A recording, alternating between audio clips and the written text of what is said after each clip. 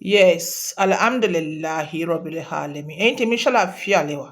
Gẹ́gẹ́ bí èmi ọ̀pọ̀n by two ṣe wà lẹ́ni. If this is your first time, mi máa ń sábà sọ̀rọ̀ ọkọ àti ìyàwó. Thank you for joining me. God bless you. Mo ní àwọn ẹlẹ́hàá mi. Àwọn ẹlẹ́hàá mi ni mo sọ. Wọ́n ń pẹ́pẹ́ ọkọ ni. Èyí tí wọ́n bá mọ̀ ni wọ́n mọ̀. Ìyàwó brọ́dà mi ẹlẹ́hàá ni. Ó ṣe dáadáa. Èyí tí wọ́n mọ̀ nìyẹn. Àwọn ẹlẹ́hàá mi wọ́n ń fòrò. Ó bá ń gbọ́ àjèrè iná o. Like wọn ò mọ reason. Yes, some of them wọn ò mọ reason.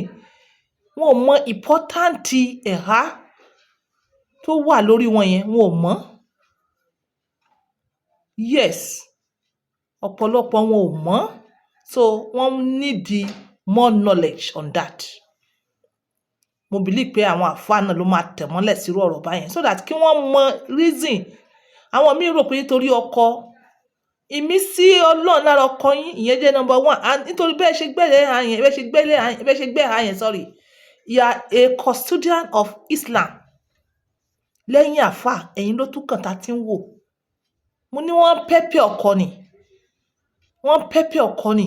Yes, ìwọ tó ń wò mí yẹn, yes, mo fẹ́ kó change kó listen.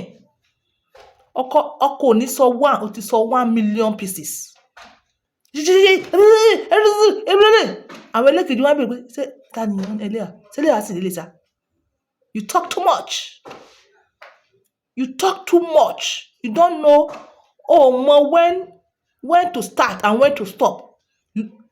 Yes, ẹlẹ́hà ni ẹ́, but when to start and when to stop. Mọ̀. Tẹ́jọ́ ìbá bẹ̀rẹ̀ báyìí bó tẹ̀ jẹ́ ordinary gist náà ni ohun tiẹ̀ ni wọ́n máa gbọ́ lé ẹlẹ́hà sì ni ẹ́. Ẹlẹ́hà kọ́ ni ẹ́. Ẹlẹ́hà kọ́ ni, you need to change. Ẹlẹ́hà kọ́ ni ẹ́. You don't know when to stop. Yóò mọ àsìkò yìí o, ọkọ mi ti fẹ́ dé o. Ẹ jẹ́ ká wá nǹkan tó kó ṣe o.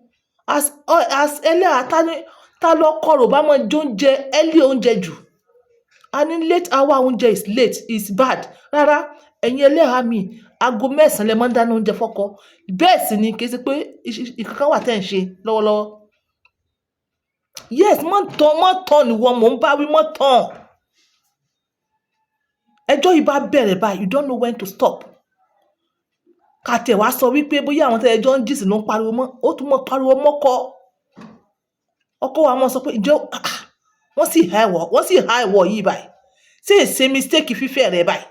Ṣé èsè mistake fífẹ́ rẹ̀ báyìí? Àní wọ́n ń pẹ́pẹ́ ọkọ sẹ́. Wọ́n ń pẹ́pẹ́ ọkọ. Yes, ṣe rí street tí wọ́n wà yẹn. Street tí ẹlẹ́hà yẹn wà. About 50 houses, 100 houses. Ó wà ní street yẹn. Kò kí ń gbẹ̀hà ní street. Unless tó bá fẹ́ lọ sí family house. Àbí tó fẹ́ lọ bóyá fẹ́ ra kinní kan nínú the second or third street tó lọ ń gbẹ̀hà. Àwọn tó wà ní street títí ẹ̀ gangan tí wọ́n bá rí ní third street or fourth street wọ́n dààmú pọ̀ ni. Torí ó kèé gbẹ̀hà. Kí wá ní àǹfààní ẹ̀há tó gbé fún gbogbo àwọn àdúgbò? Tó wá fẹ́ lọ second street, third street tó wá gbẹ̀hà. No, ẹ check it out. Ẹ check it out. Okay. Wọ́n pẹ́pẹ́ ọkọ ni. Wọ́n pẹ́pẹ́ ọkọ lábẹ́ ẹ̀há yẹn. Àwọn míì wọ́n mu gbáná, wọ́n mu sìgá, wọ́n mu tíì. Ìwọ o gbẹ̀hà, àmọ́ ibi tí wọ́n ti ń ra Colorado o mọ bẹ̀. Ibi tí wọ́n ti ń ra Loud o mọ bẹ̀. Ibi tí wọ́n ti ń ra Bamba o mọ bẹ̀. Ibi tí wọ́n ti ń ra kòkòkòkò, tí wọ́n ti ń ra gbáná, tí wọ́n ti ń ra gbogbo ẹ̀ ló mọ̀. Tó bá débẹ̀ wàá sọ ẹ̀há yẹn kalẹ̀. Ó sọ pé ó dàgbére nílé pé òun lọ sọ́dọ̀ family house yẹn. Wàá sọ ẹ̀há yẹn kalẹ̀ ńbẹ̀. Wàá fa ètò fà. Ǹdán kútúmọ̀ ṣége. Láfà bá dé lálẹ́ yìí sọ nọ́sẹ̀ sí èmi. Ẹlẹ́hà ni ẹ́, ò ń kí ara rẹ ní kí ọmọ ta. Yes, mọ́ wẹ̀yìn ìwọ mò ń bá wí. Ẹlẹ́hà ni ẹ́, o sì ń fẹ́ wọ́. Like mọ mí ní ẹ̀há tẹ́ gbé. Mọ mí ní ẹ̀há tẹ́ gbé. Mọ̀. Ẹlẹ́hà ni ẹ́. O mọ capability ọkọ ẹ. Ó ti jẹ gbèsè jù. Ó ti jẹ gbèsè and it's killing you. Ó ń pa ọkọ ẹ, ó ń pa ìwọ náà. ó mọ capacity ọkọ ẹ̀, ó ní idea pé owó tí Alhaji lè ní ó lè mọ ju iye báyìí lọ, but wàá lọ jẹ gbèsè 100,000. Báwo lo ṣe fẹ́ kó san fún ẹ? Báwo lo ṣe fẹ́ kó san? Wàá máa gbé expenses upon expenses, wàá máa gbé bọ́ lọ́rùn, family expenses wàá máa gbé bọ́ lọ́rùn. Ó fẹ́ ra góòdù, ó fẹ́ ra àǹkò, ó fẹ́ ra kinní, síbẹ̀ tí wàá ti gbé àbọ̀. Ọkọ yín wá fi pé kóun mọ change ìyàwó ní solution, pé wọ̀ yìí baby get problem. Àwọn ọkọ bí inú wọn wá wò pé àbí wọ́n wá ń yànlè, wọ́n fẹ́ mọ yànlè àwọn madam olówó kó lè bá cover expenses ilé, because wọ́n ti lọ mú ẹ wá nílé rẹ pé nílé yín àwọn mọ̀ sọ tọ́jú yín. Bẹ́ẹ̀ náà sì ni ọkọ wà under depression, ó ń pẹ́pẹ́ lọ́wọ́, ẹ ti ń pẹ́pẹ́ rẹ̀ jù.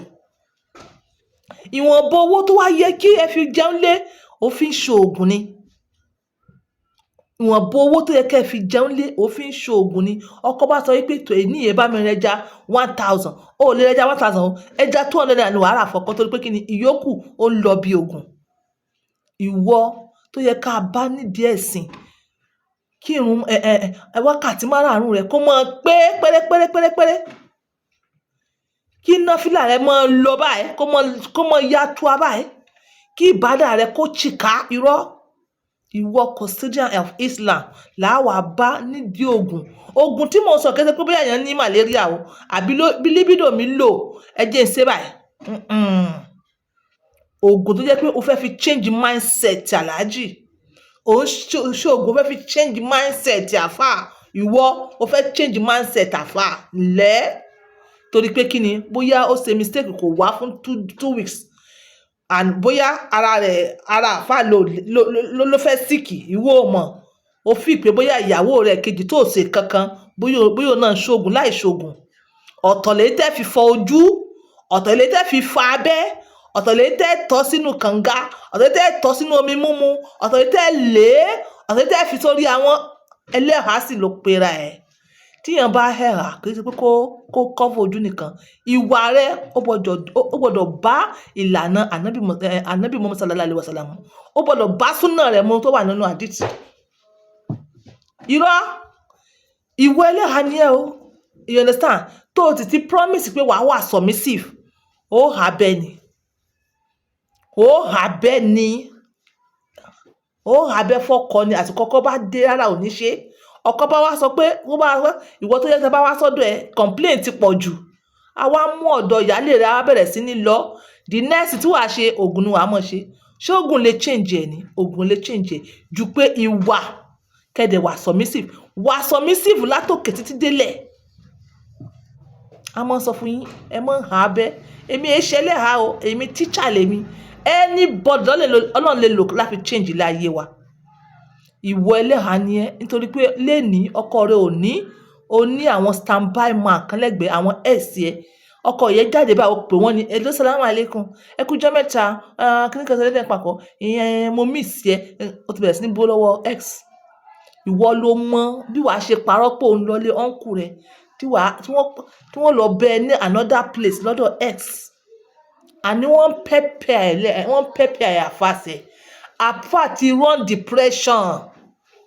Àfà ti fẹ́ run into depression. Àfà ti ẹ̀ sọ wípé tó okay o, ẹ jẹ́ kí n gbé bọ́ o, wá mọ̀ ṣiṣẹ́. Onírárá ìwọ ò ṣiṣẹ́ o, ẹlẹ́hàá ò ṣiṣẹ́. Bẹ́ẹ̀ náà sì ni o consume more than normal. O gbé expenses tó yẹ kó gbé wá. Yes, expenses tó yẹ kó gbé wá, o gbé bọ́ láyà. Ẹlẹ́hàá ni ẹ o, àmọ́ ìwọ ló gba text messages jù lọ́dọ̀ ọkùnrin jù. Ẹlẹ́hàá ni ẹ, ẹnu àfà rẹ ò ká ẹ. Ọkọ ẹ, ẹnu ẹ ò ká ẹ. Ẹlẹ́hàá ni ẹ, kò síbẹ̀rù Ọlọ́run kan bó ṣe wù ọ́ mọ́. Ẹlẹ́hàá ni ẹ, àmọ́ ṣọṣọṣọ ìwọ ló gbọ́ ọ̀rọ̀ ẹlẹ́hàá wà lọ sọ fún ẹlẹ́hàá bí ọ̀rọ̀ rẹ ti táyà fà. Wọ́n sọ kò gbọ́ bára ẹ sọ̀rọ̀.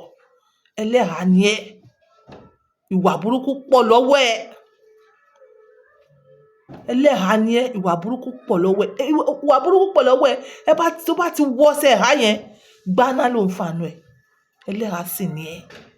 ẹ sì tọrọ àtibọ̀tán ẹlẹ́hàá sì ni ẹ́ ó ti sú ọkọ ọkàn torí àmánà dá bàbá pé màá tọ́jú rẹ̀ màá ṣe gbà wà láì màá tọ́jú ẹ̀ wọn ò lè sọ̀rọ̀ wọ́n pẹ́pẹ́ ẹ tọrọ àforíjì náà ẹ tọrọ àforíjì ẹlẹ́hàá ni ẹ́ gbogbo kayamata ní ọjà ó ti rà tán kayamata tó yẹ kó jẹ́ fún èèyàn 100 ìwọ nìkan ti mú tán ó wá ní ọkọ ò satisfy ẹ ṣe bí capacity ọkọ yẹn ló yẹ kíyàn wà ìwọ ni ó ní libido normal ó tún wá ń gbé libido yẹn 10 sára ó wá ní ọkọ rẹ̀ ò satisfy ẹ why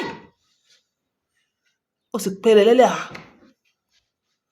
yes àwa la sọ wípé kayamata libido ni mo sọ fún yín but ẹ mọ bẹ́ẹ̀ ṣe máa ṣá ẹ mọ ó ní ìwọ kan ìwọ nìkan lélẹ̀ ìwọ kan lélẹ̀ ìwọ kan lélẹ̀ ìwọ kan lélẹ̀ ìwọ kan lélẹ̀ àbà kí ló dé náà ẹ mọ̀ pé tó bá pọ̀jù abẹ́ ọmọ máa sun mi ni tó bá yá ẹ̀ náà Alhaji fẹ́yàwó mi because omi yẹn ti pọ̀jù lábẹ́ àná ẹlẹ́hàá wọ́n pẹ́pẹ́ ó ní eléyìí báyìí fi eléyìí ọ̀tọ̀lẹ́ tí wọ́n fi sí ojú abẹ́ fi tí mú Alhaji kò ní gbọ́ òórùn ni kí ló dé ọkọ òwà mi àwọn ọkọ yóò ṣe wọn ò ní dà because ẹ ti kó jù sábẹ́ èmi gbogbo ilé tí mo wá sọ yìí ṣóyé yín èmi ò ní one particular person ẹ mọ́ misquote mi in mind bó o bá ṣe pé èyí tó bá jẹ́ tiẹ̀ as ẹlẹ́hà as custodian of Islam ẹ má jẹ́ kí wọ́n mọ bá yín níbi tí ò dáa mo lè mọ́ lè sọ gbogbo ẹ̀ bẹ́ẹ̀ ó ti mọ ìwà pálapàla tí wọ́n ṣe wọ́n jẹ́ kí wọ́n mọ bẹ níbẹ̀ wọ́n jẹ́ kí wọ́n mọ bẹ níbi tí ò dáa ìwọ ti máa mọ ìwà pálapàla kan tó ń ṣe wọ́n jẹ́ kí wọ́n mọ bẹ níbi ibẹ̀ ẹ má gbàgbé iléeṣẹ́ on point by 2 product on point by 2 ẹ dẹ̀ mọ́ gbàgbé yes ẹ mọ́ gbàgbé because ẹ̀yin ọkọ ẹlẹ́hàá ìyàwó yín 2 mẹ́ta 4 ẹ ti sọ pé ẹ mọ àgbo bá lẹ ṣe fẹ́ ṣe sí pẹ̀lú gbogbo omi tí a ṣúọ̀ tá a mú un sí gbogbo oúnjẹ process tá a ń jẹ tá a ṣúọ̀ like the energy is losing ẹ ní láti lo àgbo ẹ ní láti wá àwọn alágbo gidi lọ so yẹn kí wọ́n flush system yín kẹ́ come back to normal ẹ má jẹ́ káwọn obìnrin yẹn máa complain business táwọn ẹlẹ́hàá lè ṣe ó ní business tó jẹ́ wípé directly with women nínú ààbò mọ́ ààbò tẹ bá nílé tara yín ẹ tún ní fence but èmi ò fẹ́ go there there's one thing mi fẹ́ go there ni pé àwọn míì wọ́n hẹ̀há sínú yáàdì àwọn kan wọ́n hẹ́ àwọn lẹ́hàá sínú yáàdì ṣé ẹ lérò pé ẹ̀há yẹn ṣì máa lọ smoothly ṣá mi fẹ́ sọ otherwise nínú yáàdì ni ẹ̀ ń gbé bí ẹ̀yin 6 ìyàwó rẹ̀ sì ní ẹlẹ́hàá ni báwo lẹ ṣe fẹ́ ṣe báwo lẹ ṣe fẹ́ ṣe tó may God make it easy for everybody. This is on point by 2 using my words for others. Bye for now. Ẹ darapọ̀ mọ́ wa lénìí ní iléeṣẹ́ akérèkọ́rò skin ultimate àwa làgbà àwa ní bàbá àǹfààní ńlá wà.